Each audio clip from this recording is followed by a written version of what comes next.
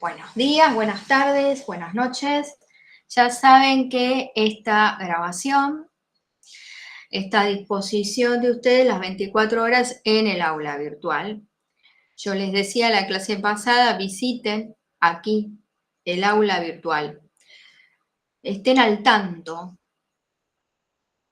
chequen, verifiquen.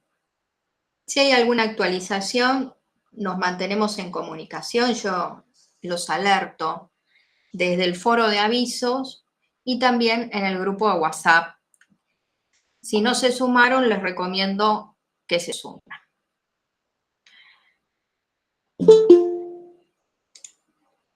Y escucho una campanita por ahí. Alguien solicitó unirse a esta videollamada. Por supuesto, les doy el paso. Ahora, no es necesario. Si ustedes ingresan a la videollamada desde su cuenta de correo @alumnos, ingresan directamente, el sistema les da vía libre. Eso es lo que se llama firma electrónica. Ustedes, cuando se generan una cuenta de correo o bien están ingresando aquí a la videollamada, a esta reunión Meet, están firmando electrónicamente, acreditando su identidad a través de usuario y contraseña.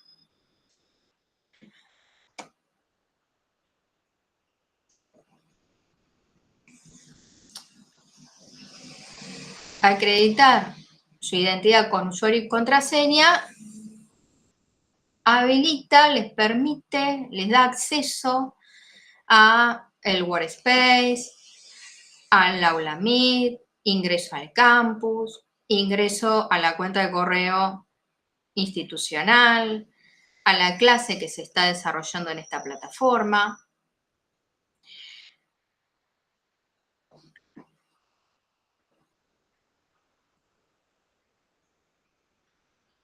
Y las videoclases se alojan en este momento y durante todo el cuatrimestre en este sitio web que genere para ustedes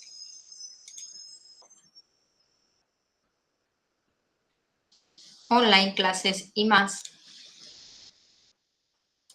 Es online recursos y más. Bueno, este es el nombre que le puse a esta página donde alojé las videoclases del cuatrimestre pasado y voy a ir alojando las que estoy grabando a partir de este segundo cuatrimestre que inició la semana pasada. Bueno, una breve presentación. Si les tarda un poquito en cargar, eso depende de la conectividad. Si les sucede como a mí, ponen en la lupita video clases.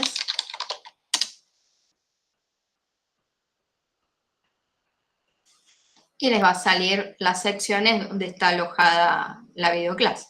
Bueno, videoclases. Bueno, ahora me cargó un poco más rápido el sitio y se despliega el menú, es decir, el índice de todo lo que contiene este sitio web,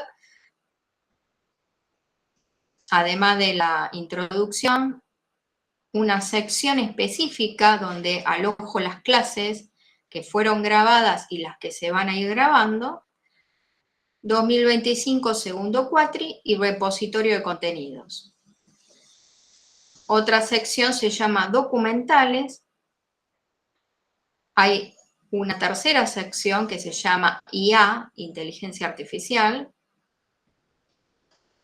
Presentaciones, técnicas de estudio, links, publicaciones y presentaciones. Si van a la sección links, encuentran ustedes la Constitución Nacional, el Código Civil y Comercial, la Ley de Procedimiento Administrativo y otras 2 leyes más. En general, bueno, estas son las normativas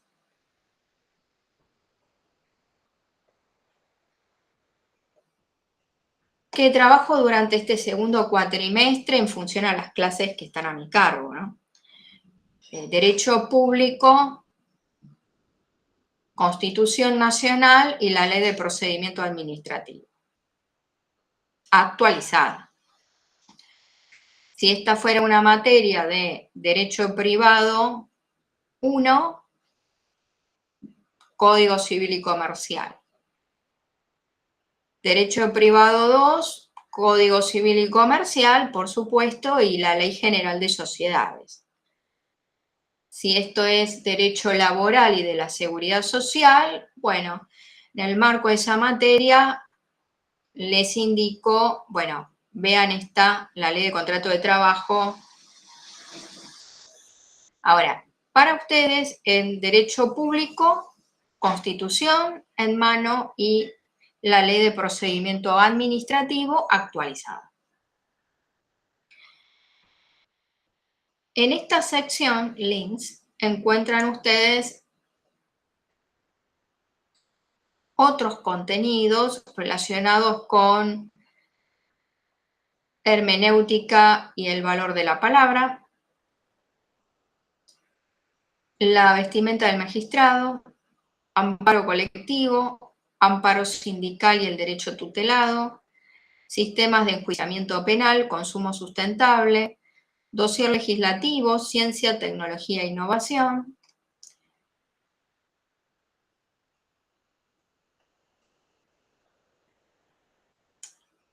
Salvo el dossier, el resto corresponde a títulos de publicaciones mías en diferentes revistas. Y en la sección links, presentaciones, encuentran estos materiales. De todo esto, bueno, puede que les resulte de interés, puede que no. No los voy a derivar acá justamente a ustedes, pero le pueden echar una mirada. Técnicas de estudio, bueno, entiendo que ustedes ya tienen hábitos, no me voy a meter con eso. Lo que sí, bueno, tómense un momento para escuchar las clases, volver a escuchar. La escucha es en diferentes niveles, no se escucha de una vez. Escuchar no es oír. Escuchar es un acto intencional que uno focaliza y bueno, si tengan a mano un anotador, formen su propio cuaderno, en Word, en papel, como ustedes quieran, pero que sea propio de la materia. Eviten tirar para adelante, revisen, tengan una rutina. Si tienen dudas, consultas, me pueden preguntar por diferentes canales. Desde este encuentro hasta en el grupo WhatsApp o en los foros de consulta que tienen cada uno de los módulos.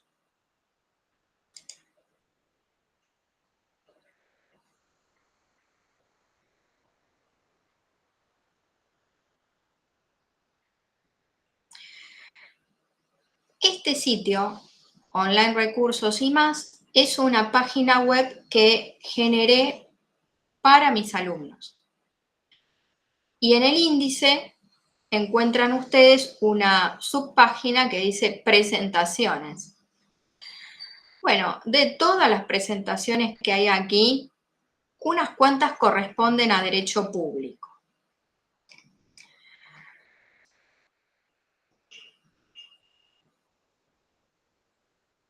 Unas cuantas, todas. En principio porque, si bien esto parece más de derecho laboral, no es un dato que uno lo tira para el día viernes en la clase de Derecho Laboral y de la Seguridad Social, porque acá también incumbe.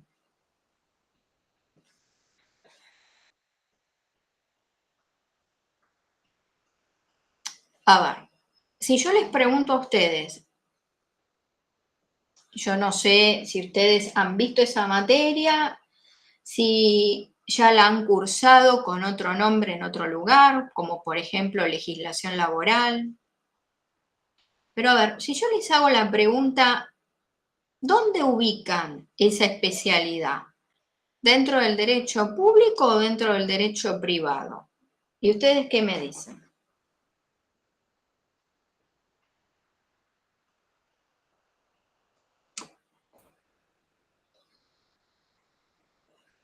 La especialidad, perdón, la Sí. especialidad en particular, ¿cuál, profe? Derecho laboral. A ver, la Constitución lo ampara en la parte pública y en la parte privada hay diferentes tipos de... El derecho laboral es uno, pero hay otras, ahí hay síndicos, hay cuestiones que están en la parte privada. Ajá. O sea que vos decís que hay un mix entre lo público y lo privado. O sea que no la ubicaría exacto dentro de la rama del derecho privado y tampoco lo encasillaría dentro de las ramas del derecho público. Exactamente. ¿Alguna otra respuesta?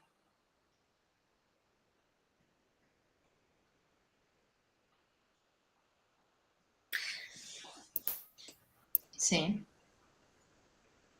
Bueno, esto está muy relacionado con el primer día de clase, en donde el tema fue, bueno, la distinción entre derecho público y derecho privado. Había leído un material sobre la justicia criminal del antiguo régimen. Se los traje de ejemplo para hablar del tema de falta de garantías, la diferencia en perspectiva histórica respecto de aquello a lo que soy, las diferencias entre las fuentes históricas y el derecho positivo, la distinción entre derecho público y derecho privado no es de hoy, es de allá en el tiempo con Ulpiano, me remonta al derecho romano. Y desde allá a esta parte se dice, bueno, el derecho público está relacionado con el interés general y el derecho privado con el interés privado particular de cada uno. Entonces, vamos a celebrar un contrato, por ejemplo, un contrato de compraventa, de locación, de leasing, de lo que sea, un contrato. Yo me pongo de acuerdo con otro, firmamos el acuerdo y hasta ahí es la libre, autónoma voluntad de las partes, nuestro interés particular en celebrar ese contrato.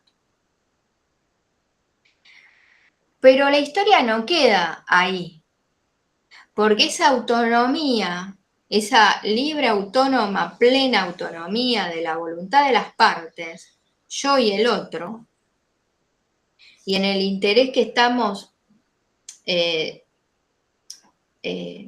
pudiendo concretar. Tenemos un proyecto, un negocio, y estoy acordando con otro para impulsarlo, para darle vida. Pero no queda todo circunscripto en nuestro interés o en nuestros intereses particulares, porque estamos insertos en una comunidad que tiene intereses que nos exceden a nosotros dos.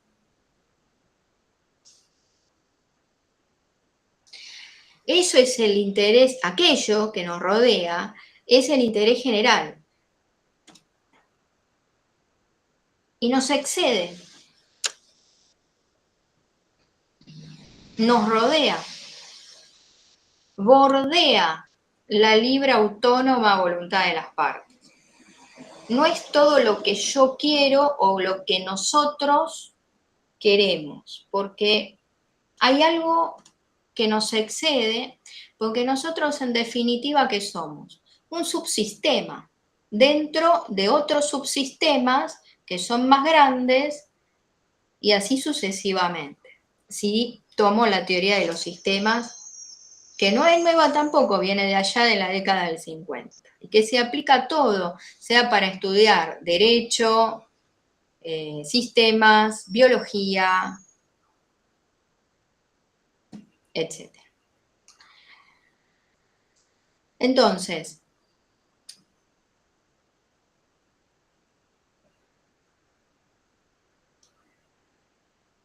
hay normas de orden público, de interés general,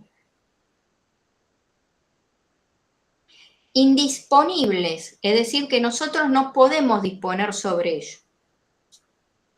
Y hay mucho, desde plazos de prescripción, derechos reales, tipos societarios y otras cuestiones que la normativa dice, esto es de orden público, de interés general. Eso es indisponible para nosotros porque por más que queremos, no lo podemos modificar. Es el alcance que le ha dado la ley. Lo crea la ley y yo de ahí no puedo disponer de eso.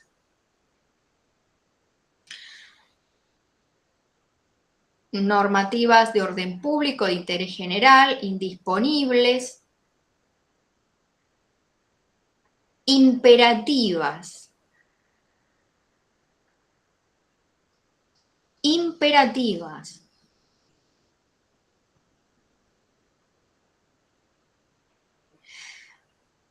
Y tenemos la Ley de Defensa del Consumidor, la Ley 24240, es de orden público, toda entera.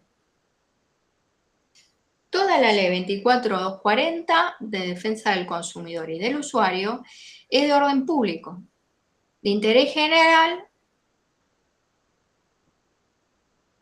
imperativa. ¿Por qué hago mención de estas palabritas? Porque son todas estas palabritas adjetivos calificativos, no es cualquier palabrita. Estoy calificando a través de estos adjetivos que hay unos sustantivos que yo no puedo tocar,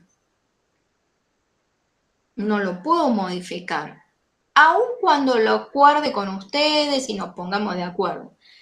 No interesa, no se excede, hace al interés general, al interés público. Y su compañero ha dicho bien, es decir, dentro de una normativa puede haber cuestiones de interés general y otras de interés privado. Y ambas cosas conviven.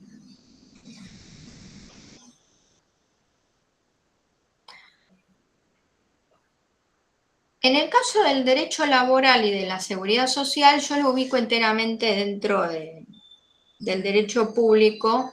Está todo atravesado por el orden público laboral, por una cuestión histórica que tiene que ver con, bueno, al principio no era así, pero todo fue decantando hacia lo que es hoy y después no sé. Pero al menos hasta el 18 de agosto del 2025 la cosa es así. Y por eso recibe el nombre de derecho laboral, porque de lo contrario sería otra cosa. No sé qué, pero otra cosa. El contrato de trabajo no estaba regulado en la ley de contrato de trabajo. No tenía una regulación específica, no era una especialidad en sí misma. Cuando yo les preguntaba por el derecho laboral, les decía, ¿dónde ubican ustedes esta especialidad? Claro, porque es una rama específica, especial, una especialidad, porque tiene su propio sistema de fuentes, sus propios métodos, objeto de estudio, como el derecho contractual, el derecho de la navegación. Uno se especializa en la rama que quiere. En el caso del derecho laboral, bueno, es hoy una especialidad en sí misma.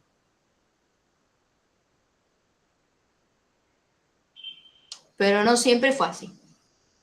Yo le decía que todo fue decantando a lo que hoy se conoce como legislación laboral. Pero al principio el contrato de trabajo estaba regulado en el Código de Comercio. Sí, de Vélez y Eduardo Acevedo, allá en el tiempo que tuvo una vigencia de muchos años. Y nunca se había derogado el inciso, pero ya nos dábamos cuenta que eso no aplicaba, porque había una legislación específica. El artículo 8 de aquel código enumeraba los actos comerciales y entre sus incisos decía los actos del dependiente, del comerciante. ¿Eso qué implicaba? Bueno, estaba todo regulado por una ley, no. Era de acuerdo a los contratos, entre comillas,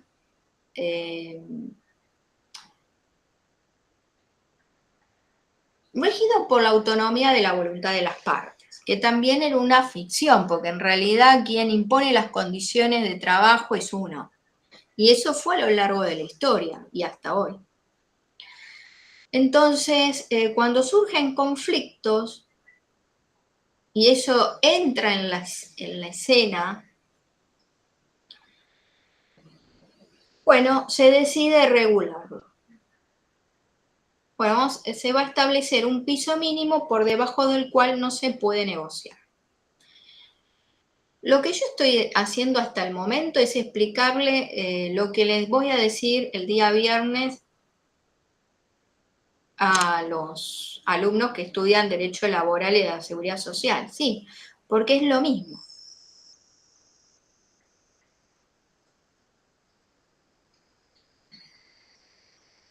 Cuando fija el piso mínimo, por ejemplo, que se aplica el salario mínimo vital y móvil, ahí está el orden público laboral. Ya limita la autonomía de la voluntad de las partes por un interés que excede, y es un interés general de orden público, etc. Por eso esta presentación que está acá por pantalla,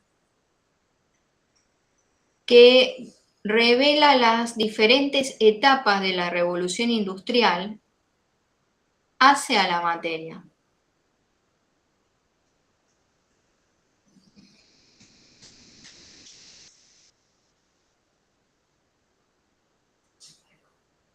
No se han reconocido derechos de una vez en un momento. Listo, acá están todos los derechos. No, no es así. Porque hay generaciones de derechos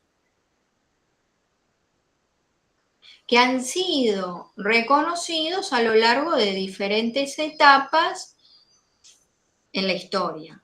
Los primeros de esos derechos en ser reconocidos son derechos políticos y civiles.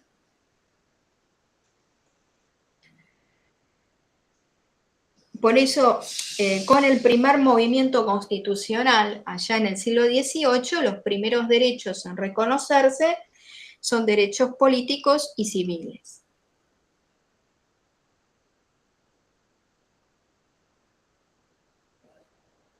Bueno, preguntita. Derechos políticos. ¿Cuáles son?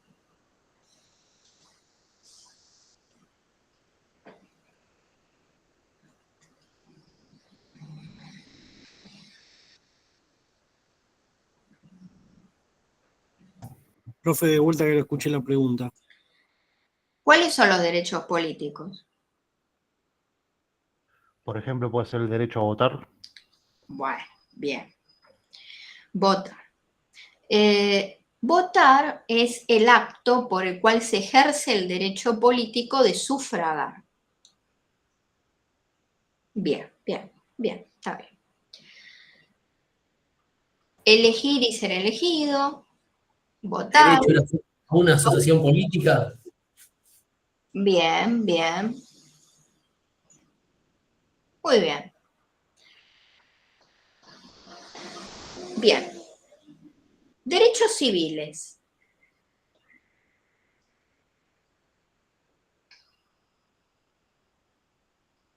¿Cuáles son? Puede ser a protestar, no sé. Bueno, vamos a pulir eso porque como estamos en una materia de derecho público en el ámbito de una facultad que corresponde a su sistema universitario, etcétera, etcétera, vamos a pulir aquello que escuchamos afuera y le vamos a dar el toque académico. Protestar. Yo sé que es una palabra que suena afuera, que se entiende, nos entendemos todo, pero acá es peticionar a las autoridades y es un derecho civil. Ahora, en general se usa la palabra protestar, bueno, en realidad se usa para por distintos reclamos, pero si vos pensabas en temas de derecho laboral, hay medidas de acción directa, y dentro de las cuales está la huelga, que es un derecho constitucional, pero corresponde a la segunda generación de derechos, a los derechos sociales. Yo estoy preguntando por derechos políticos y civiles que corresponden a la primera generación. Son los dos primeros derechos reconocidos en la historia, el derecho político y derecho civil. Derechos políticos y civiles. Así que traducido y dentro de este marco, bueno, voy a decir, esto es peticionar a las autoridades. Bueno, ¿qué otros derechos civiles hay? Derecho a la igualdad ante la ley.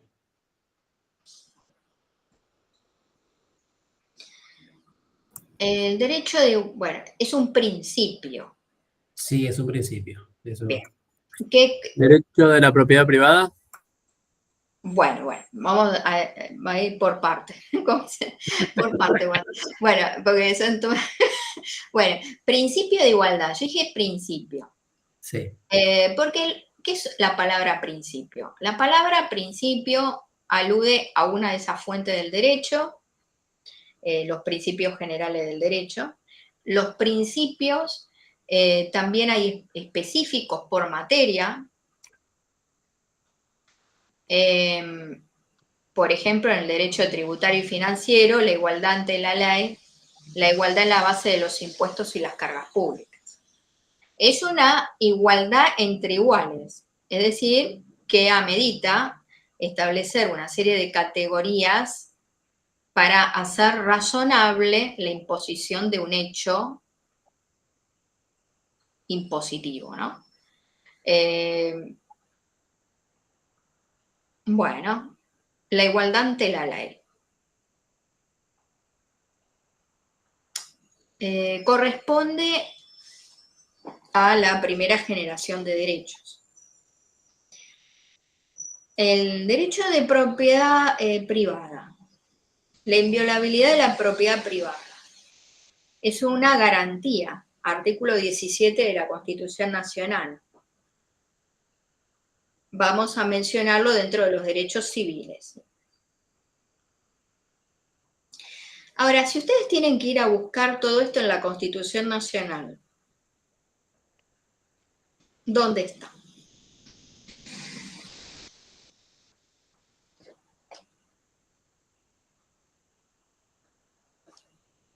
Bueno, Capítulo primero, No, perdón. no, está bien, pero no. Vamos a ir a la sección de links, así la uso y ustedes lo ven. Voy a ir a la Constitución Nacional. Me está redirigiendo, dice acá, a Infolec. Y yo les voy a buscar dónde están los derechos civiles. Bueno, Espere. el artículo 1 es la nación argentina adopta para su gobierno. No, por acá no va. Vamos, El artículo 14 era. claro, acá están los derechos civiles.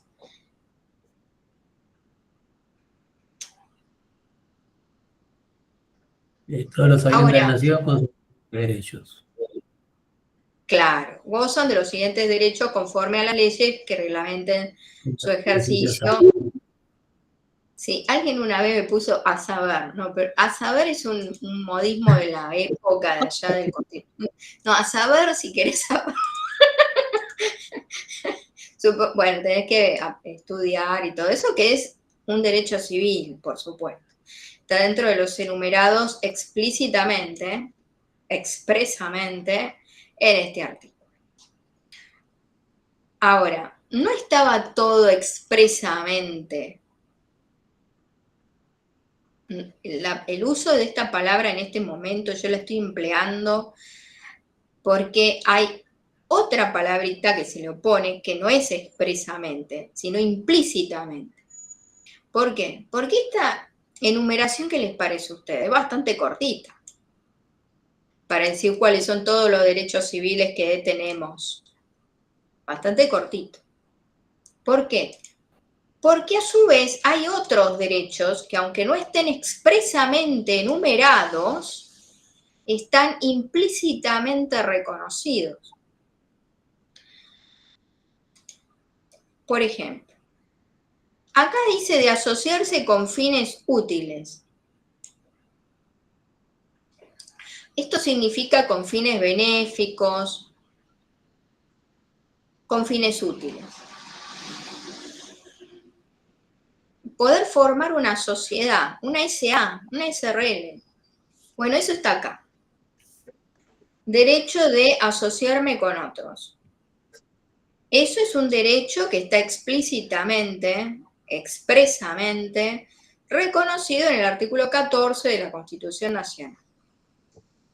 Pero hay otro que está implícitamente reconocido acá, que es el derecho de reunión, porque no hay otra, aunque sea por soporte telemático, soporte virtual, como quieran, no hay otra. O sea, si yo quiero formar una sociedad con otros y comerciar y navegar y hacer todo lo que dice acá, tengo que tener ese otro derecho, que es el derecho de reunión, reconocido, porque si no, no puedo hacer nada de esto.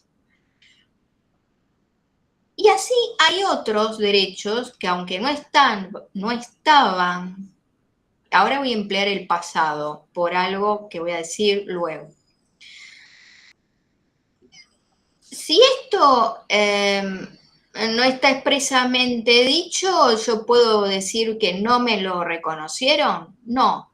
Hay un artículo más adelante que le va a decir que aunque no esté expresamente enunciado, no significa que esté desconocido.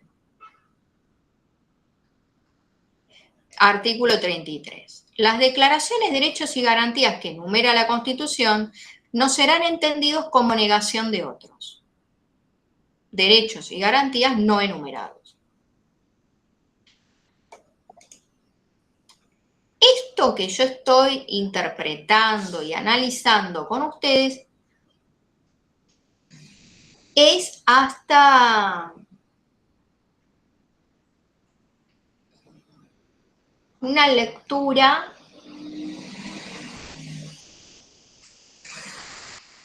petrificada. es decir, como una foto. Y yo les decía el primer día de clase que es cuestión de dar volumen, no quedarse con la letra fría de una normativa, de un artículo, de un inciso, una resolución, de un reglamento, sino darle dimensión, dimensionar, contextualizar, enriquecer la interpretación. Con la lectura de estos artículos me quedo con esta conclusión. Y no es todo, porque le suma el aspecto histórico. Hasta 1853 y con algunas reformas sucesivas a la Constitución, bueno, hasta ahí va. Pero la cosa que no quedó ahí. La Constitución se reformó en el año 94 y marcó un antes y un después. De hecho, uno de los autores que ustedes tienen para leer es Vidar Campos y tiene más de una obra dedicada a la Constitución reformada en el año 94. Y habla constantemente de esa comparación del antes y el después. Y hasta el momento les dije cómo era antes. Y después, bueno, cuando se reforma la Constitución en el año 94, se incorpora el principio de progresividad. Los tratados internacionales. Por lo tanto, se amplía la Carta de Derechos. Ya no es solo el artículo 14 y esta enumeración. Y ya no van a estar implícitos. Hay derechos que antes estaban implícitos y hoy, con la reforma del año 94, se han tornado explícitos, expresamente mencionados. El derecho a la salud, el derecho del medio ambiente,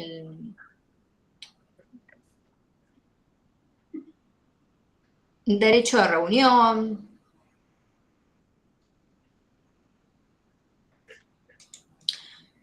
¿Y cómo es? Porque se han incorporado los tratados a la Constitución Nacional. ¿Qué tratados? Tratados que están enumerados en el inciso, ahora les digo, 22 del artículo 75.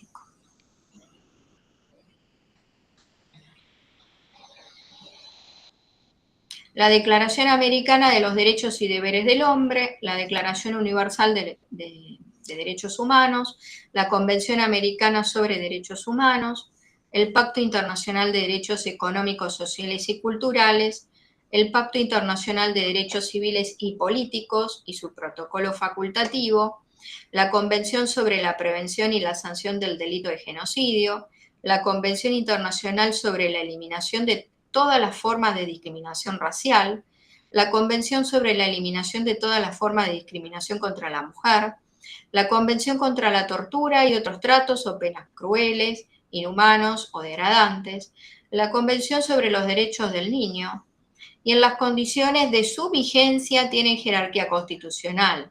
No derogan artículo alguno de la primera parte de esta Constitución y deben entenderse complementarios de los derechos y garantías por ella reconocidos. Bueno, toda la enumeración del artículo 75, inciso 22, de estos tratados que están acá, son tratados de derechos fundamentales, de derechos esenciales, derechos humanos, que junto con la Constitución forman el bloque de constitucionalidad federal. Y hace que haya un doble control. Un doble control es control de constitucionalidad y de convencionalidad.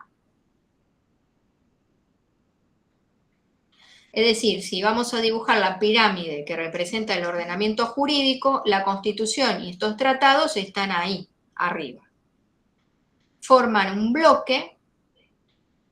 Toda la normativa de estos tratados se incorpora a la Constitución.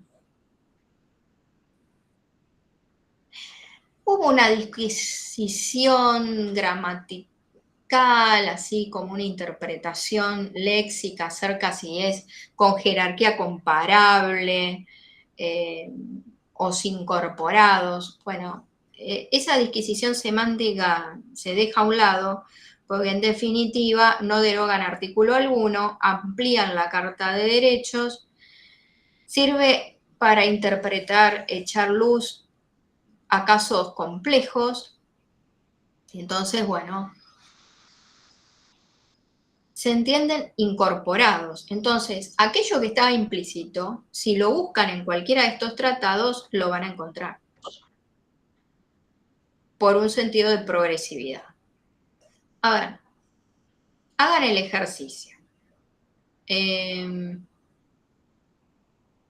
esto que está mencionado acá, busquen un tratado, o, no sé, la Declaración Americana de los Derechos y Deberes del Hombre, que alguien busque la Declaración Universal de los Derechos Humanos, o la Convención Americana sobre Derechos Humanos, o el Pacto Internacional de Derechos Económicos, Sociales y Culturales, o el Pacto Internacional de Derechos Civiles y Políticos,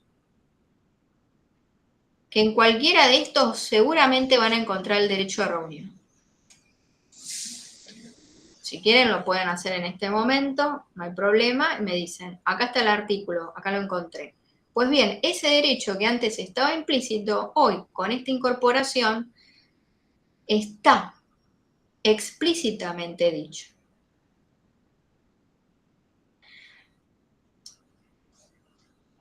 Ahora, desde 1853 al año 1994 hay una línea de tiempo donde se han ido desarrollando diferentes hechos, sucesos.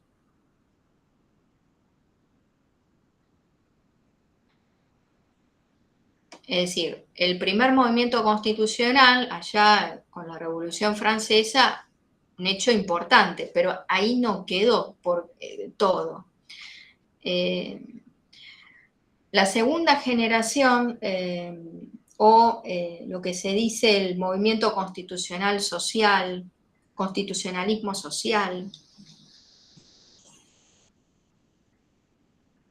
sigue después, siglo XIX. Un ejemplo es el artículo 14 bis.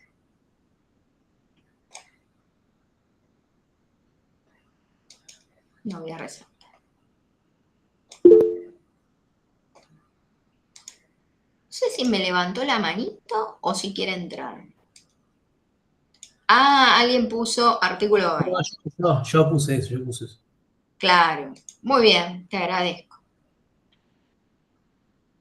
Él encontró ahí el artículo que habla del derecho de reunión, ¿no?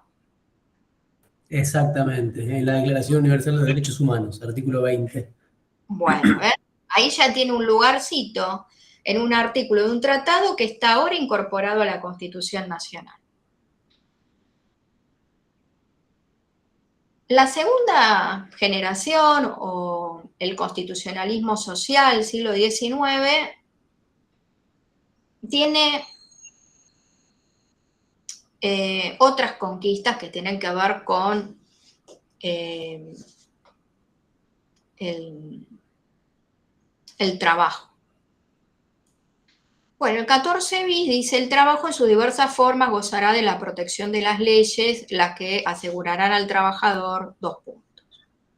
Esto que aparece acá como algo,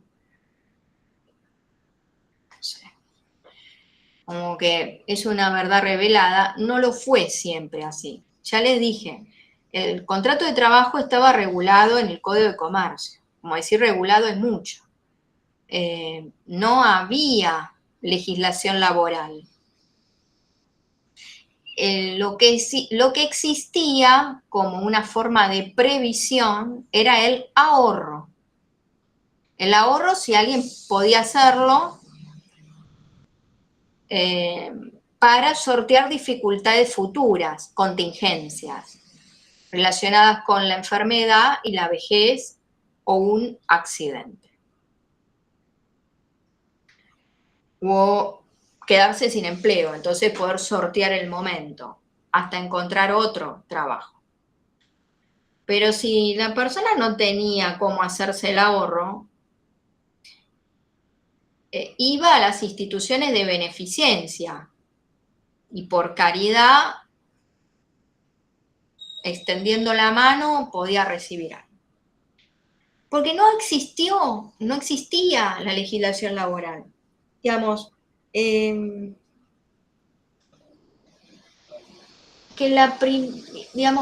el primer reconocimiento de derechos laborales ha sido el descanso.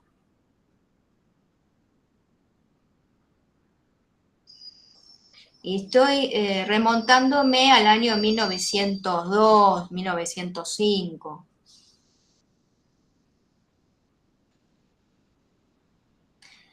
La primera generación de derechos corresponde a los derechos civiles y políticos.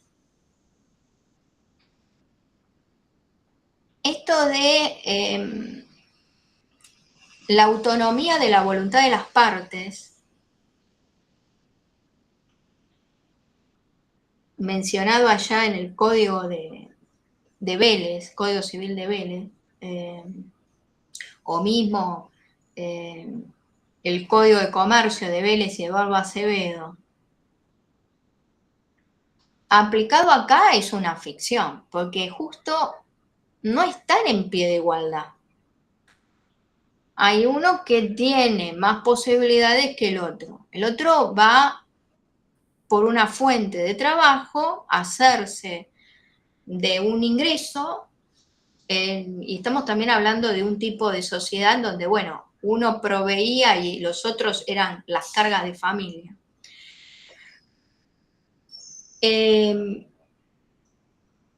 Bueno, entonces,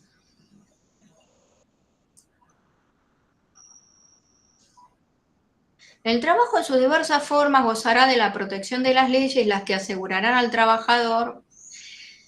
Cuando dice de la protección de las leyes, esto, si esta fuera la primera clase de derecho laboral, acá les resalto el principio protectorio. No queda librado a la autonomía de la voluntad de las partes. Ya tiene una regulación por ley específica sobre la protección del trabajo en diferentes aspectos, lo que se llama condiciones y medio ambiente de trabajo. Algunas cuestiones sí, por supuesto, si le da más beneficios, bienvenido. Si no, tiene que respetar las condiciones mínimas. Condiciones dignas, equitativas de labor, jornada limitada, descanso y vacaciones pagados, retribución justa, salario mínimo vital móvil. Igual remuneración por igual tarea, participación en las ganancias de las empresas, con control de la producción y colaboración en la dirección, protección contra el despido arbitrario, estabilidad del empleo público, organización sindical libre y democrática, reconocida por la simple inscripción en un registro especial, etc. Hay un primer, segundo y tercer párrafo. El primero corresponde al derecho individual del trabajo, el segundo al derecho colectivo y el tercero a la seguridad social.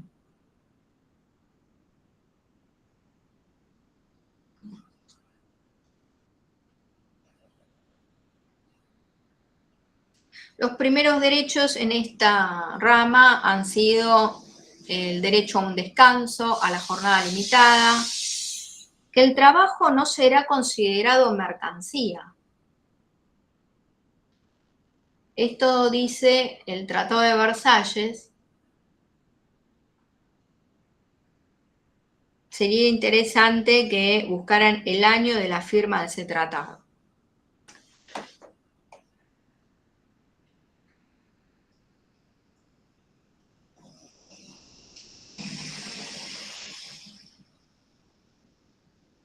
¿2019, post Primera Guerra Mundial? ¿Cómo? Tratado de Versalles. Sí, decime el año. Sí, 1919. Ah, entendí otra cosa. 1919, muy bien. Post Primera Muy Guerra bien. Mundial, dije, por eso, capaz que sí. Sí, muy bien, muy bien. Bien. 1919, bien.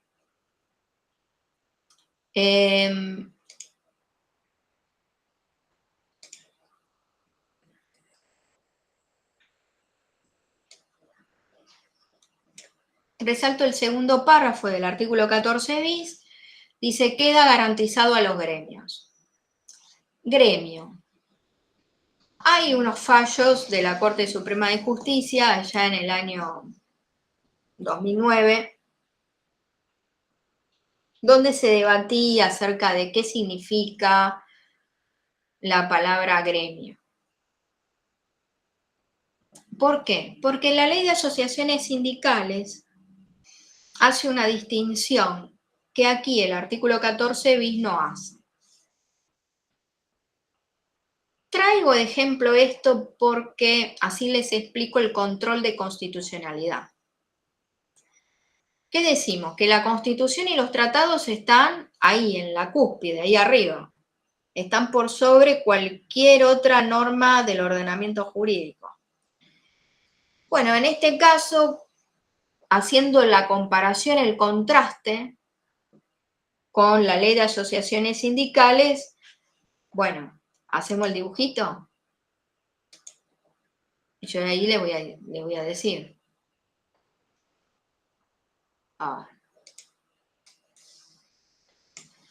¿Dónde pongo la Constitución Nacional y los tratados? Arriba. Muy bien.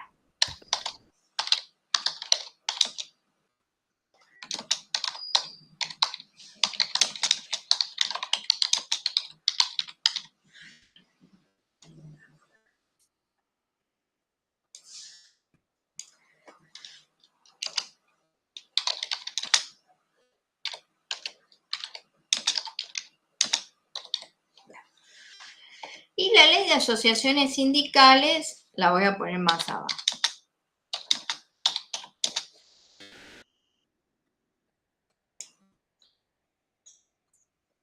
Bueno, la ley de asociaciones sindicales hace el distingo entre asociaciones con personería gremial, que según la normativa son las más representativas del sector, y pueden llamar a la huelga, ir a la conciliación para cuestiones de conflictos colectivos, administrar una obra social. Las que tienen personería gremial. Las que tienen una simple inscripción, esto que acabo de mencionar no lo pueden hacer. Pueden ir a una conciliación laboral, pero es para un conflicto de orden individual, no de orden colectivo. Bueno, esto plantea diferencias, entonces se llega a la Corte y la Corte, bueno, tiene que hacer un control de constitucionalidad y convencionalidad. Yo dije, tiene que ir a la Corte. Bueno, hasta llegar a la Corte pasaron diferentes instancias. ¿Por qué? Porque en nuestro país el control de constitucionalidad y convencionalidad es difuso. No hay una sala reservada en la Corte para hacer con exclusividad este control. En realidad, cualquier juez de la República Argentina puede y debe hacer el control de constitucionalidad y de convencionalidad, incluso de oficio, aunque no sea pedido. Entonces, hace la comparativa, el contraste, enfrenta esta normativa con lo que dispone la Constitución y los tratados. Por eso es un doble control. Y resulta, y hay un precedente, un fallo, más de uno, de la Corte haciendo la comparativa entre estas normativas, dice, bueno, no, la Constitución y los tratados no hacen ninguna diferenciación estas diferencias que establece la ley de asociaciones sindicales es inconstitucional. Y es más, cuando el artículo 14 bis dice gremios, no distingue. Ahora, cuando se pronuncia acerca de la constitucionalidad o no de una normativa, se aplica al caso que llega a conocimiento del juez o del tribunal. No deroga normativa.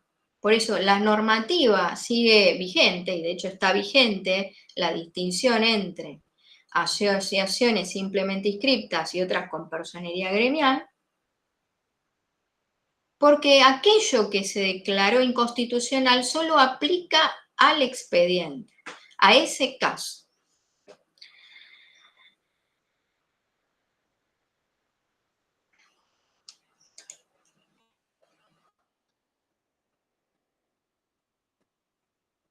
Entonces, ¿se entendió esto?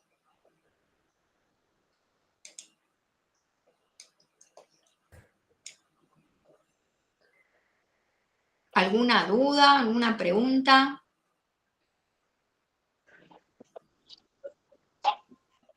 No, por el momento no. Bueno, yo lo expliqué unos cuantos temas en función a un caso. Que es un conflicto entre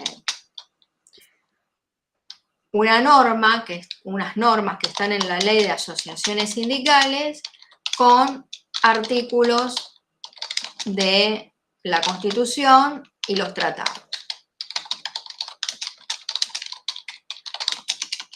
De acuerdo a esta pirámide, bueno, y a los fallos judiciales, resulta que hay un contraste. No dicen exactamente igual. Entonces, ¿qué es lo que tiene que primar? La Constitución y los tratados. En eso consiste el control de constitucionalidad. El tema es que con la reforma del año 94 es este control más el de convencionalidad.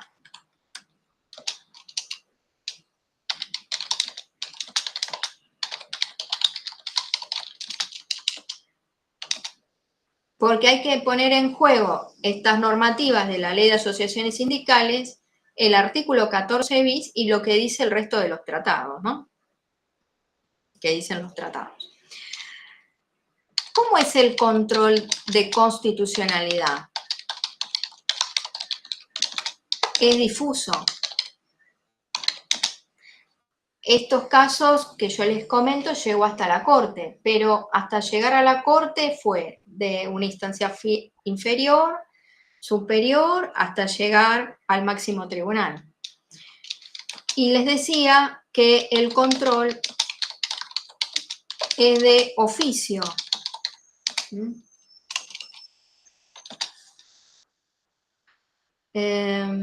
Bien. Esto que estoy explicando acerca del control de constitucionalidad está linkeado con otro tema que se llama supremacía constitucional.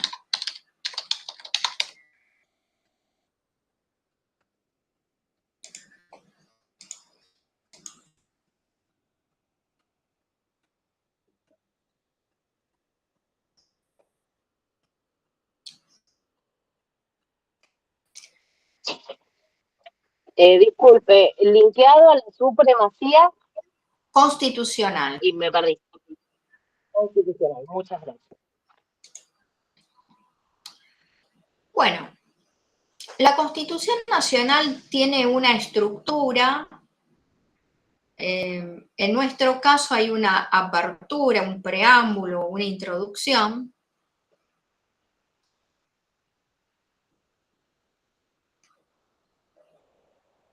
El capítulo primero, en la primera parte. La primera parte se llama dogmática. Hay una primera parte porque hay una segunda. La segunda se llama orgánica.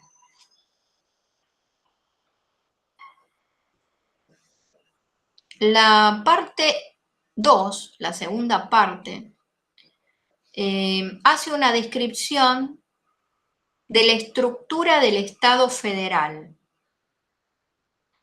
porque describe al Poder Ejecutivo, Legislativo y Judicial.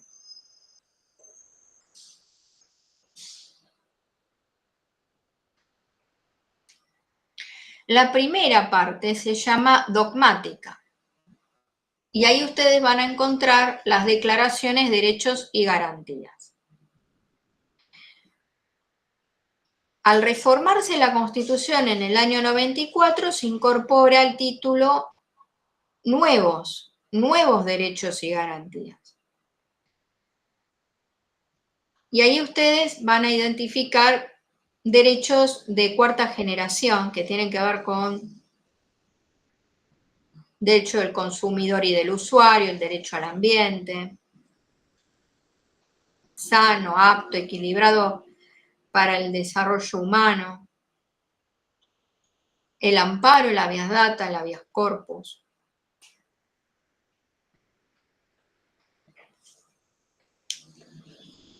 Lo último que mencioné corresponde a garantías.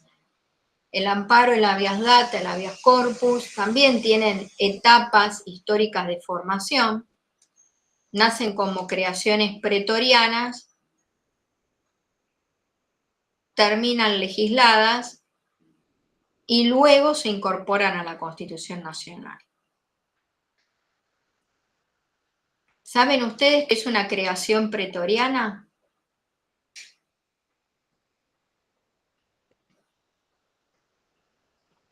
No, ni idea. No, Bueno, es la etapa jurisprudencial. A través de los fallos judiciales se crea. Y bueno, y hay diferentes institutos que terminaron legislados, pero no nacieron de la ley. Nacieron o de los fallos judiciales o, bueno, en el caso del leasing, por ejemplo, también hay etapas de formación. El leasing nace de contratos entre privados, pero luego hay una etapa jurisprudencial hasta que se legisla. Bueno, en el caso del habeas corpus, el habeas data, el amparo, fueron primero creaciones pretorianas, es decir, nace de los fallos judiciales, hasta que es legislado y posteriormente se incorporan a la Constitución Nacional en el año 94. Por ejemplo, el habeas corpus nace de una creación pretoriana, unos fallos judiciales que toman una garantía que está en el artículo 18.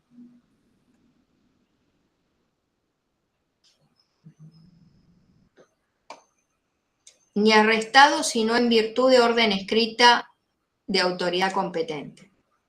De aquí se toma para poder crear el habeas corpus. Bueno, el artículo 18, el artículo 19, el artículo 17, el artículo 16 son garantías constitucionales.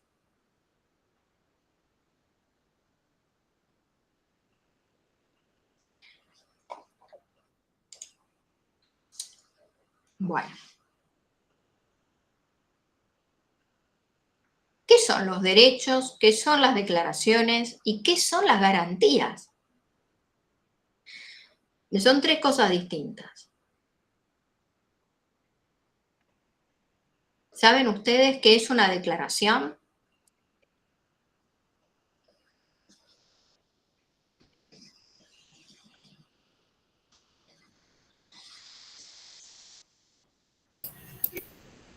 ¿Una afirmación ante un hecho? Bueno, sí, es una afirmación propositiva, declarativa, es asertiva, pero no sobre cualquier cosa. son enunciados solemnes, dice Vidar Campos, allá en el tiempo. Digo porque yo estudié en base a un manual de Derecho Constitucional que a su vez, si lo repasaba, fue publicado antes de que naciera, lo había publicado en el año 1967. Yo lo habré leído en el 2003. Bueno, decía enunciado solemne. Bien.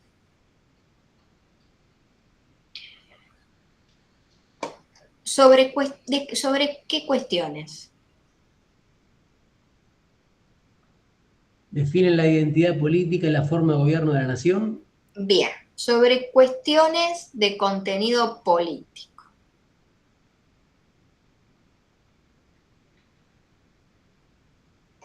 Allá, en el tiempo, 1853.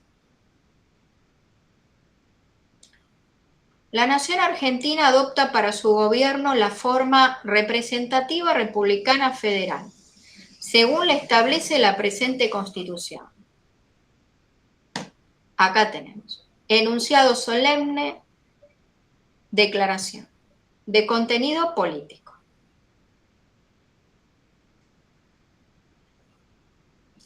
¿Y el preámbulo? Lo que pasa es que el preámbulo, bueno, no todas las constituciones en el mundo tienen un preámbulo, la nuestra lo tiene. Habla del espíritu del primer constituyente, del constituyente originario de 1853. Dije de 1853.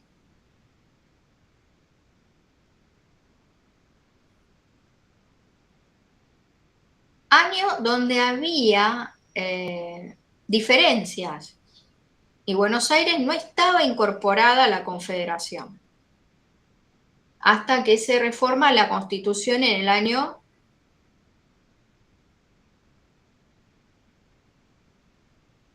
94. 24.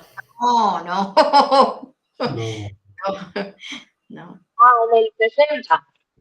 Fue la primera, ¿no? Ah, bueno, tarea para el hogar. ¿Cuándo se incorpora? A ver, 1860. 1860. 1860. Ah, Claro. bueno. Entonces, habla del espíritu del constituyente originario, del primer constituyente, de allá de 1853. No amplían, no modifican, no. Me habla del espíritu del primer constituyente. Los objetivos. Bueno, el objeto de constituir la Unión Nacional, afianzar la justicia, consolidar la paz interior, proveer a la defensa común, promover el bienestar general, asegurar los beneficios de la libertad, para nosotros, para nuestra posteridad y para todos los hombres del mundo que quieran habitar el suelo argentino. Invocando la protección de Dios, fuente de toda razón y justicia, ordenamos, decretamos y establecemos esta Constitución para la nación argentina. Aplausos. Bueno, esto es lo que dice la Constitución. O sea, que quiere decir que el preámbulo se escribió en 1853 y eso nunca se modificó. Básicamente, o sí. No. No, yo, Es una pregunta. no, lo que quiero decir con esto es ubicarlo en situación, porque esto me remonta al primer constituyente, al constituyente originario. ¿De cuándo data el constituyente originario? ¿Cuál es la fecha? 1853. Claro, 53. Entonces, ubicado en ese contexto, ¿qué pasaba con Buenos Aires y la Confederación? Entonces yo les pregunté después cuándo se incorpora. Y ahí vino la pregunta. Y ustedes me contestaron bien. No la primera, la que vino después, 1860. Bien. Bien. Listo. Esto es un preámbulo, una abertura una introducción. Listo. La cuestión es que esto es una declaración. Claro. Esta es otra declaración. El gobierno federal sostiene el culto católico apostólico romano. ¿Qué significa sostiene? Y que es la religión adoptada por el argentino en general, digamos, el gobierno. Mantiene, elige. Claro, Más como que es la religión base de que se puede profesar. Después hay libertad de culto igual, pero como que la religión base es el catolicismo apostólico romano. Bueno, según lo que ustedes me están diciendo, entonces el Estado argentino sería, tendría un culto oficial, ustedes dicen. Lo tiene. Yo lo entiendo que sí, claro. Pero en este caso sostiene no quiere decir que sigue con el mismo culto que ya veníamos en la época del virreinato. ¿No se refiere a eso? Como que mantiene la misma... Bueno, decís más o menos lo que dicen tus compañeros en ese sentido, como que habría un culto oficial, según. Como que Sí. es un país confesional, es decir, sigue un culto en particular, católico apostólico romano. Eso es lo que Igual, entendí. Sí. igual hay libertad de culto, porque acá, gracias a Dios, en Argentina tenemos libertad de culto. No necesariamente por vivir en Argentina te tenés que profesar como católico apostólico romano. ¿Ustedes durante estos años han prendido el televisor? Poco. Sí, sí. Sí. Sí, ¿no? ¿Han escuchado noticias? ¿Han visto cosas? Sí. ¿Ven consumen noticias? Sí. ¿Todos los canales? No importa.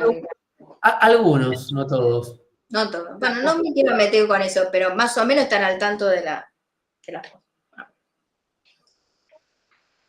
Bueno, sí, hay un debate teórico, doctrinal, que uno lo encuentra en los libros, acerca de esta palabra sostiene. Si es desde el punto de vista económico o significa otra cosa. ¿Por qué les preguntaba si habían prendido el televisor? Bueno.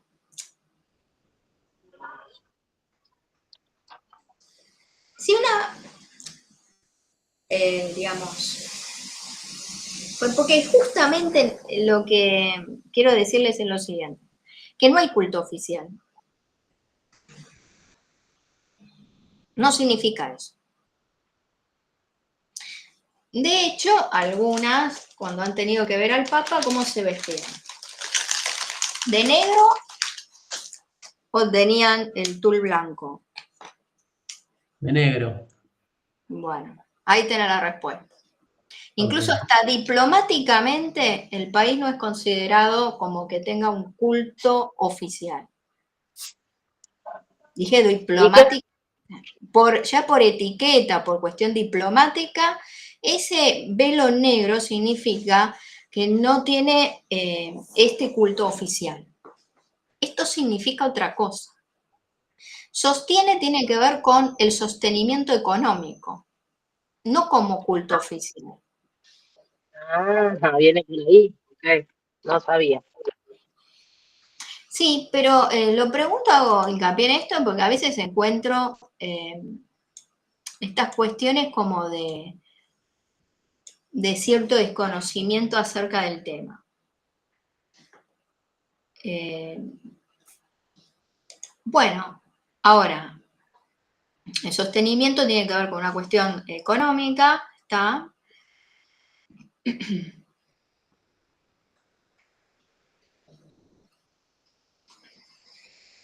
Y lo que ustedes me decían está en el artículo 14, profesar libremente su culto, derecho civil. ¿Y por qué no sigue un culto oficial? Y el 14, profesar libremente su culto. Por esto que dice acá. Por el preámbulo, claro. Básicamente por el preámbulo. ¿Qué dice? Y para todos los que quieran habitar el suelo argentino, tenían que promover la inmigración.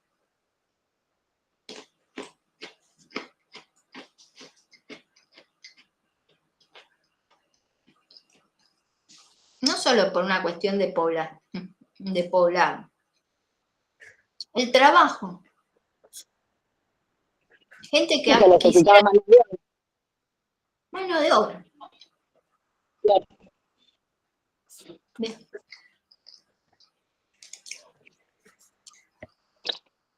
Bueno, ahora, y para todos los que quieran habitar el suelo argentino. De hecho, el Código Civil de Vélez incorpora la sucesión testada y la sin testamento. ¿Por qué?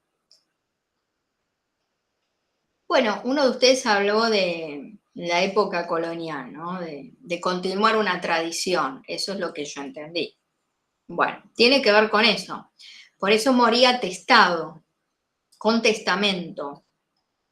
Estaba,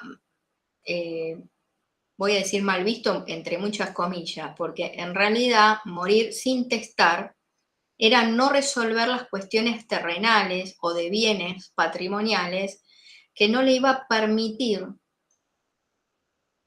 tener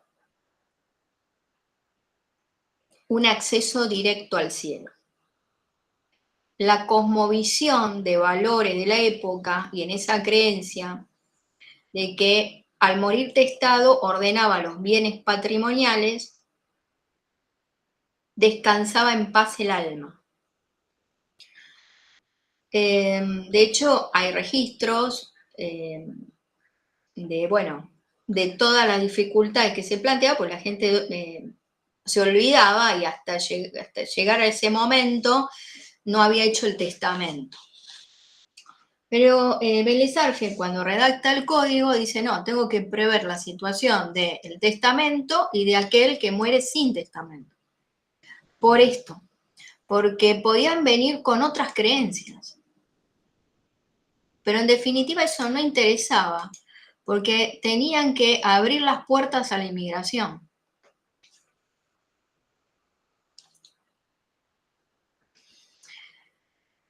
Ahora, después dice, invocando la protección de Dios, fuente de toda razón y justicia. ¿Qué significa esto?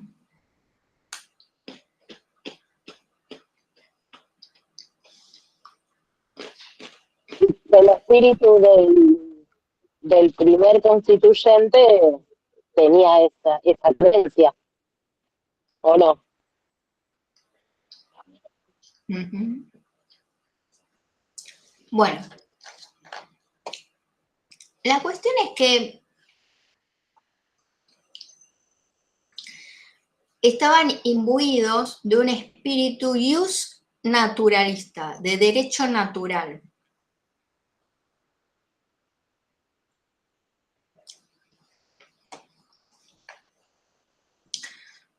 Razón y justicia.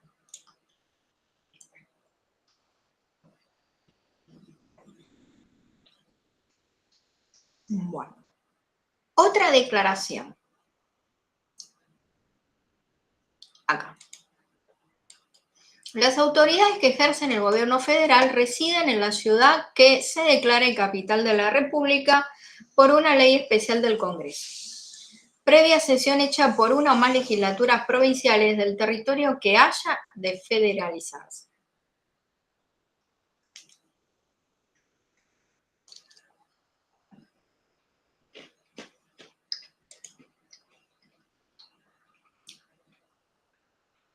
Bueno, ahí tienen unos ejemplos, la definición de declaración. Derechos, bueno, hemos mencionado unos cuantos, derechos políticos, derechos civiles, derechos sociales, Ahora, ¿cuál es la definición de derechos?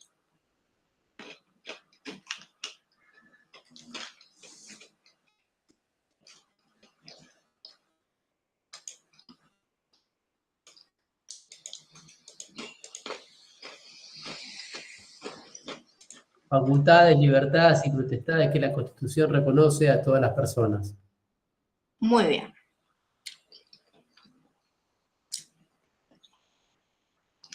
Eso es amplio, Muy. Sí. muy amplio. Y digo eso porque todo esto que vos dijiste ahí, Ujú. hay distintas definiciones con categorías y clasificaciones. Él dijo libertades, Sí. ¿no? Facultades, pero nosotros habíamos dicho que hay derechos públicos, derechos privados, derecho público y derecho privado fue la primera clasificación, que tiene que ver con si es interés general o interés particular. Después está el derecho subjetivo y el derecho objetivo, que algunos niegan la existencia del derecho subjetivo y dice todo es objetivo. Ahora, entre paréntesis, si todo fuera objetivo, habría realmente un ahogamiento, esa es la palabra, ahogamiento del interés subjetivo particular, donde la voluntad individual no se podría sobreponer a la voluntad general. Por eso hay quienes, sí, niegan la existencia, por ejemplo, Kelsen, teoría negatoria, y otros que postulan a favor de la distinción, para que haya un margen donde la voluntad individual se pueda sobreponer a la voluntad general. El derecho subjetivo es la facultad que el ordenamiento jurídico le reconoce a un sujeto o a una persona para que pueda exigirle a otro un determinado comportamiento de dar, hacer y no hacer. Que es la misma definición que explico en privado 1, en privado 2, en derecho laboral y acá también. Además, los derechos subjetivos se clasifican porque hay cuestiones de orden patrimonial y otras que no. Dentro de las que no tienen contenido económico patrimonial están los derechos fundamentales de las personas. Pero hay otras cuestiones que sí tienen contenido económico y son derechos subjetivos patrimoniales, como por ejemplo los derechos personales, donde estudiamos obligaciones y contratos. El sujeto activo, el sujeto pasivo. Uno le exige al otro. Y si no tenemos los derechos subjetivos de contenido económico, derechos reales. No es igual que los otros, pero bueno, ambos son de contenido económico. Los derechos de autor, de propiedad intelectual y conexos son derechos subjetivos de contenido económico patrimonial. Por eso esta cuestión del derecho subjetivo a su vez se clasifica.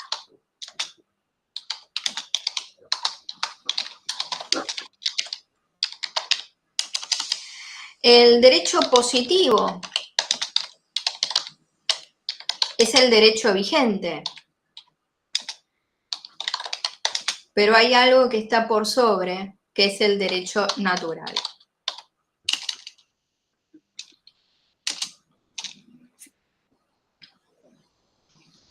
Positivo significa vigente, escrito, fenoménico, positivo. Y a su vez se clasifica, porque está el derecho público y el derecho privado, ¿no? Bueno, el derecho natural tiene que ver con, bueno, ¿cuál es la fuente del derecho natural si no es la norma escrita? Y ahí tienen la justicia y la razón. Por eso, ahí en el preámbulo, cuando dice fuente de toda razón y justicia, están invocando el derecho natural.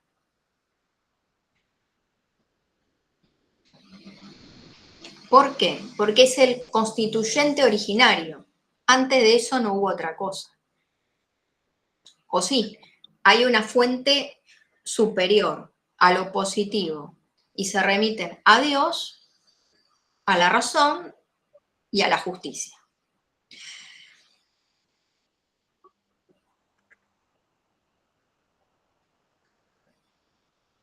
Bueno,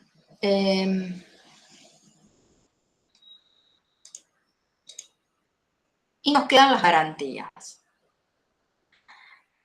Bueno, las garantías hoy en día yo creo que este artículo en 4 líneas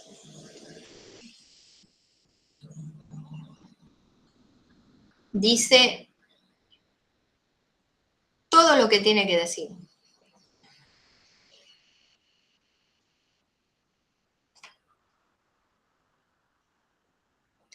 Las acciones privadas de los hombres que de ningún modo ofendan al orden y a la moral pública ni perjudiquen a un tercero están reservadas a Dios. Listo. Principio de reserva. ¿Reserva qué? No estoy reservando la mesa, no tiene que ver con eso. El reserva tiene que ver con lo privado, con lo íntimo, con lo mío, con lo propio, la autonomía de la persona. Eso está reservado a la persona, a Dios, porque tiene que ver con su conciencia, con sus valores, con lo suyo. Y es ajeno a todo eso el tercero. Los magistrados. Cuando dice acá exenta la autoridad de los magistrados, no se crean que solo está hablando de los jueces. Por la redacción de la época también tenemos que tener cierta conciencia acerca del momento de redacción de esto y, bueno, de ciertas cuestiones estilísticas, de redacción y de... Bueno. Tercero, los terceros son ajenos a mi ámbito privado y de intimidad. Porque cualquier injerencia de un tercero sobre lo mío propio es arbitrario. Principio de reserva. Y ahí no quedó, porque después continúa. Principio de clausura. Clausura no es que me voy a meter en el convento. Lo que quiero decir... No, yo juego las palabras para que se entienda. Porque el lenguaje, las palabras, son plásticas. De pronto se pueden utilizar en otros contextos y tener otro significado. Pero acá tiene el que yo les estoy explicando. Clausura es que se cierra herméticamente el ordenamiento jurídico. Es decir, no hay nada que se escape porque de alguna forma esto viene a sellar todo. Le ponemos nada lo despega. ¿Sí? Bien. Claro, porque nadie está obligado a hacer lo que la ley no manda. Si no está prohibido, está permitido. La regla es la permisión, no la prohibición. Si yo les muestro el Código Penal, el Código Penal tiene figuras penales, tipos penales. No podemos aplicar la analogía, es decir, algo se me parece a esto que dice acá y bueno, le aplicamos. No. Tiene que ajustarse a la descripción del tipo penal. ¿Por qué? Por esto. Si yo le digo, no matarás es una norma moral, no robarás, no matarás. La redacción acá es distinta, es el que matare a otro, el que robare. ¿Por qué? Primero los hechos, después el derecho. No hacemos futurología, el hecho ya está. Ahora hay que ver si encaja en el tipo penal. Si no encaja, no encaja. Entre cada tipo penal hay una zona de libertad. Es lo que es la amenaza de sanción. Vos transgredís la norma, si transgredís la norma. Claro, todos somos inocentes hasta que se demuestre lo contrario. Algo así sería. Bueno, pero eso tiene que ver con la prueba y con la duda. Que la duda, claro, pero eso tiene que ver con la prueba. No con el hecho en sí. Ok, Y sí. entiendo. Ahora, esto no solo se aplica al derecho penal, porque esto también se aplica a todo lo otro, al derecho civil, comercial, contractual, obligaciones, navegación, en todo.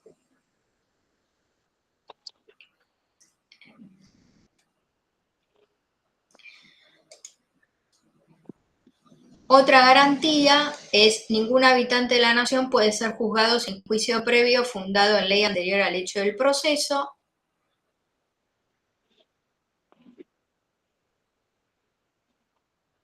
Ni juzgado por comisiones especiales o sacado de los jueces designados por la ley antes del hecho de la causa. Hasta acá he mencionado 3 garantías diferentes. Y después sí. Nadie puede ser obligado a declarar contra sí mismo ni arrestado sino en virtud de orden escrita expedida de autoridad competente. Otra. Es inviolable la defensa en juicio de la persona y de los derechos. El domicilio es inviolable, como también la correspondencia epistolar, los papeles privados. Esto es de la época. Ahora hay que aplicar lo que existe hoy. El mail. Y el WhatsApp, y lo que venga después, es lo que venga. Y una ley determinará, y lo que determinará en cada caso, con qué justificativos podrá, etcétera, etcétera. Estas son todas garantías.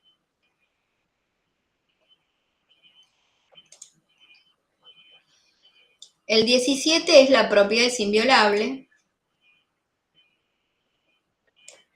El 16 es la igualdad ante la ley.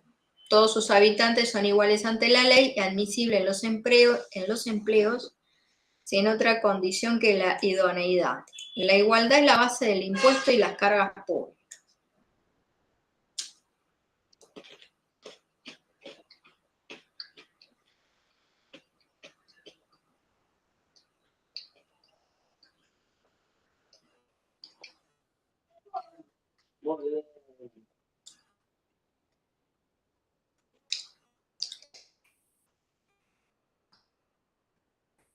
Los extranjeros.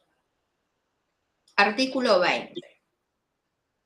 Los extranjeros gozan en el territorio de todos los derechos civiles del ciudadano. Este es un espejo del artículo 14. ¿Por qué? Porque al leer el artículo 14 ya sé que son todos estos. Los derechos civiles. Pregunta, que la volveré a hacer la próxima. Identificar sujetos activos, sujetos pasivos en una relación jurídica.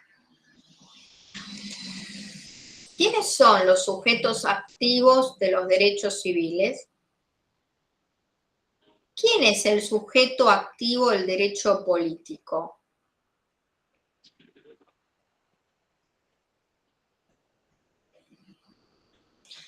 ¿Quiénes son los sujetos activos de los derechos políticos? y los sujetos activos de los derechos civiles.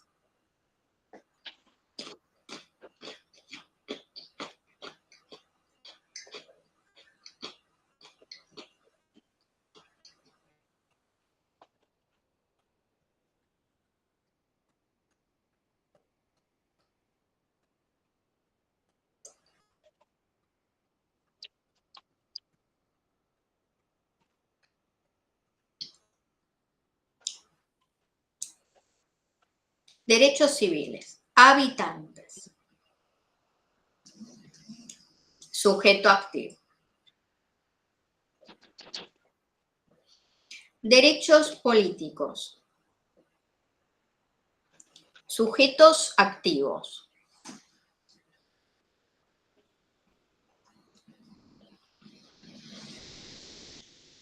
¿Quiénes son?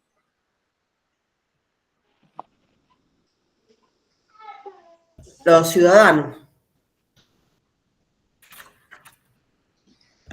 ¿Y quién más? Pues la palabra habitantes ya es plural. Ahora, si yo les pregunto en plural cuáles son los sujetos activos de los derechos políticos, hay dos. Están los ciudadanos y Las comunidades en general. hay alguien más, me falta algo más.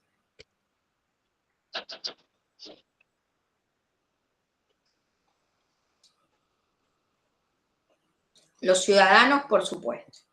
Que tengan un tanto mayor de edad o que tengan conciencia No, pero esas son cuestiones más bien muy puntual, ok. de requisitos. Ahí está resaltado. Eso se incorporó con la reforma del año 94. El artículo, ¿no? Bajo ese capítulo, Nuevos Derechos y Garantías, se incorporó este artículo, el 38, y dice: los partidos políticos son instituciones fundamentales del sistema democrático, etc. Bueno, entonces los sujetos activos son ciudadanos y partidos políticos. Los políticos. Bueno. Y para la próxima, bueno, vamos a hablar de el artículo 41, el 42 y el 43. Alguien me había preguntado al inicio de la clase sobre la carpeta de archivo del módulo 1. Sí, yo, profe. Sí, bueno, ahora voy a comentar así brevemente sobre esa carpeta de archivo. En el módulo 1, ustedes van a encontrar la introducción, técnica de búsqueda de información, y esta carpeta, bueno, ustedes acá van a encontrar PDFs, en plural, digo. Clemencia, perdón y disimulo, eso lo vimos en la clase pasada. Algunas notas sobre el Código Civil y Comercial, codificación. Hay algunas producciones que hicieron alumnos del cuatrimestre anterior que las traigo aquí para que ustedes le echen una mirada. Está resumido cuestiones como qué es el derecho, una lectura rápida, resumida acerca de la introducción.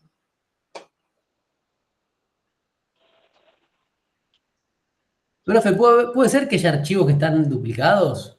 Sí, hay algunos Sí, a mí repetidos. Sí. Ok. Sí, hice una pregunta tonta, pero por las dos, porque estuve chequeando todos los archivos y algunos me parecían duplicados y no entendía si había sido un error o algo en particular. Sí.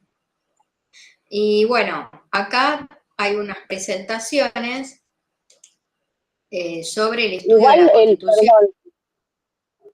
el archivo que se llama Introducción al Derecho, número 42, ese se ve re borroso. Tiene como no se llega como a ver bien.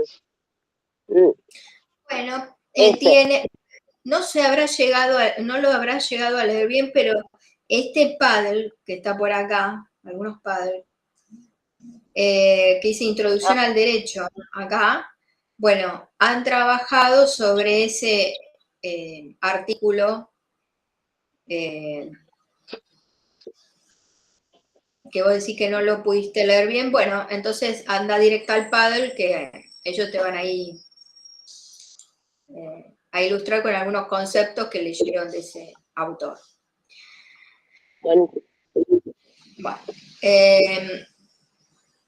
Entonces, para ir cerrando, la próxima vamos a continuar con el amparo, el habeas data, el habeas corpus y derecho al ambiente y al consumidor.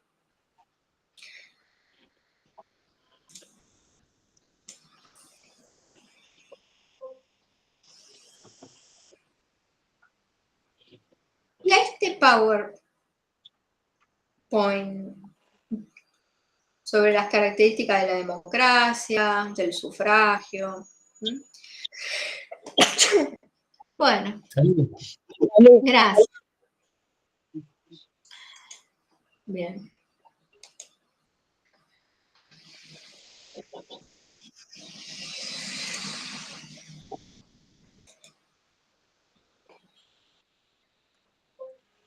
Estefanía había levantado la mano. antes Sí. ya pregunté. No pasa nada. Ah, bueno. Listo. Bueno, voy a detener la grabación.